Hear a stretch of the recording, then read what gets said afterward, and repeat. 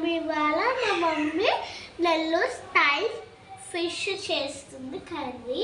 First అయితే మనం ఒక బౌల్లోకి ఫిష్ నీట్ క్లీన్ చేసుకొని ఉప్పు కారం పూసుకొని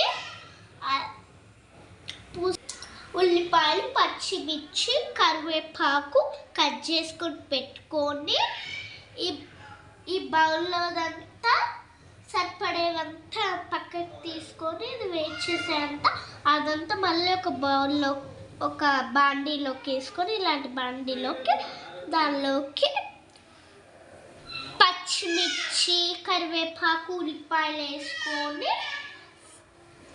ఉప్పు కారం పసుపు వేసుకొని కొంచెం ఆయిల్ వేసేసుకున్నాము. మనం ఇంకా చింతపండు పులుసు కూడా కొంచెం వేసేసాము. ఇప్పుడు మనం స్టవ్ ఆన్ చేద్దాం.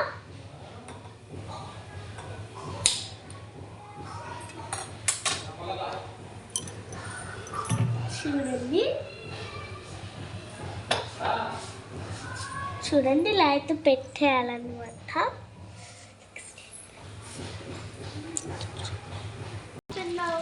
ఫస్ట్ మనం పెట్టేసుకొని ఇది వాటర్ లేకుండా హాఫ్ అన్ అవర్ తర్వాత మళ్ళీ మనం తీసి చూద్దాం.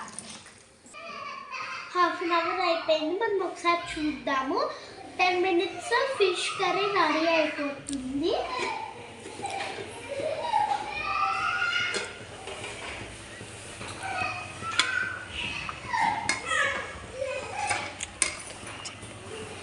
ఇది చూడండి బాగా ఉడుకుతుంది.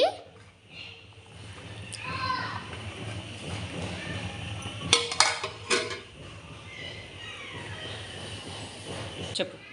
ఒక 10 minutesలో రెడీ అవుతుంది.